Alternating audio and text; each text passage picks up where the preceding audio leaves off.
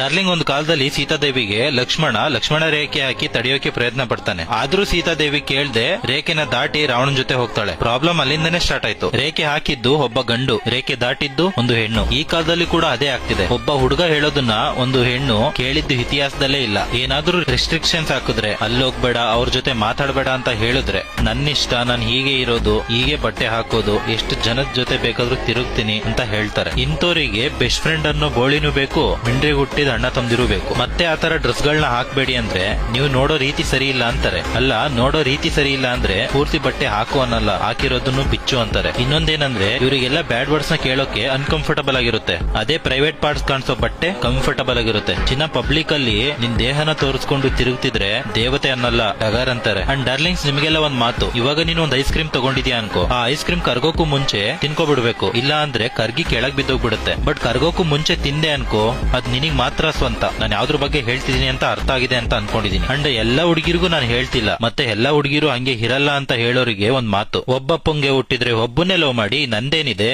10 ಜನ ಹುಟ್ಟಿದ್ರೆ 10 ಜನ ಲವ್